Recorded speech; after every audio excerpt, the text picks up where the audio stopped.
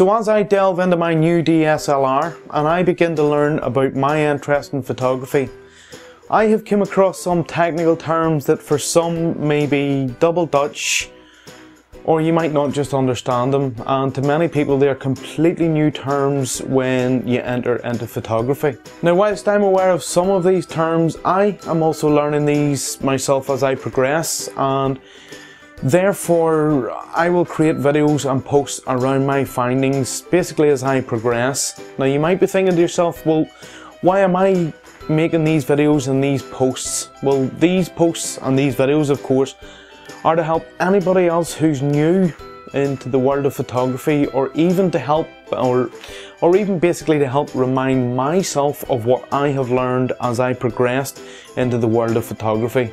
As I learn and understand more about this subject, well then I want to obviously make these videos to help others out, and of course to help me out.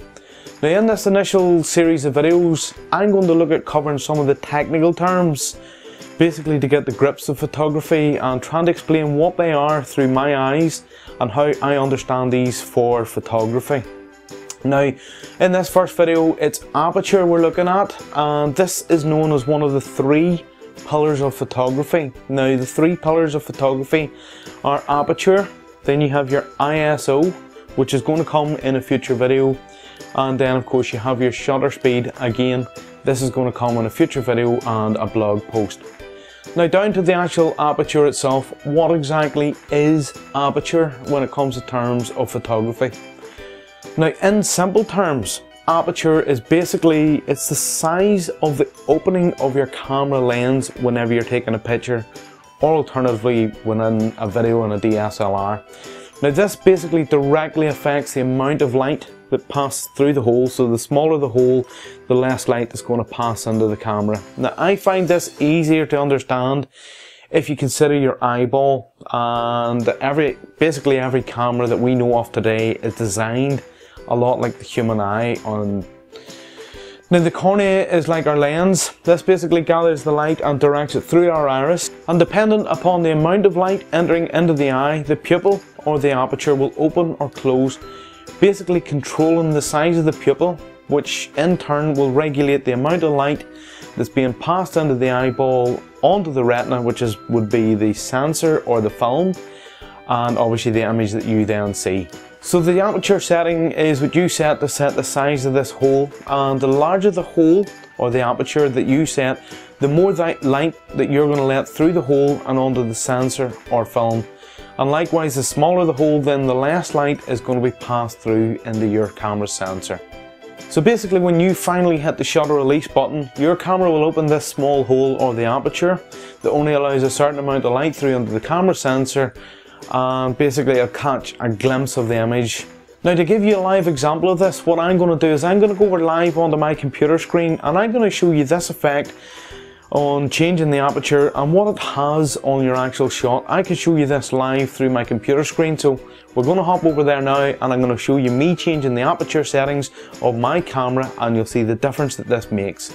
Okay, welcome across to my computer screen where we're going to fire up the Canon EOS utility software. Now this is a free disc that comes with your Canon DSLR, and if you have a Canon DSLR and you have this software, well then I highly recommend that you load it onto your computer, basically fire it up and get used to using it. Now what you need to do is of course connect your camera via the USB lead into your PC and then fire up this software. And you'll see here you have several options when you fire up this software. Of course you can download the images, but what we want to do is go into the camera settings and remote shooting options. Once you have the camera connected, then of course you can fire up the software and it'll get to this screen here. Now what I'm going to show you is the view live shoot option, and if I fire this, it now basically opens up the camera aperture, which is sitting across here, and it gives you a lot of different controls with the actual camera, and I can adjust these live in shot, and that's my reasoning for coming across on the screen. One of the things of course you can do is adjust the focus. So I can adjust the focus on myself, I can set the white balance, but the main reason for this video is setting of the aperture. Now to set the aperture, of course you can do it manually on the camera, and you can of course work out how to do that through the settings, but what I want to do in this video is show you basically me adjusting the aperture settings without adjusting anything else on the camera. Basically you can also see on the screen how the image is going to change as I adjust the aperture. So if I double click this, you'll see it brings me up a sliding ruler where I can adjust the aperture settings for this particular lens. Now I believe the minimum I can get to is f4.0, and if I then adjust this up, you'll see basically the image on the screen, it starts to get darker. Of course I'm closing the aperture down and allowing less light into the camera, and basically the image gets a lot darker as I tweak these. As I come back down through the f-stops to f4.0, which is the lowest I can go with this particular lens, you see the lens gets quite bright. That's basically a live view of the aperture adjustment, and as I adjust the aperture you can see the actual screen, or the image of me on the screen is getting dimmer and dimmer as I adjust this. And that's basically aperture in a nutshell. I'm closing down the size of the hole and therefore allowing less light into the camera, which of course adjusts the exposure of the image. And this is one of the three pillars where you can use to basically manually edit your shot to get the best shot you can possibly get when using your DSLR. So that's it for this video guys. I hope you found it helpful, and of course as always I would love to hear your comments and any feedback or questions you have.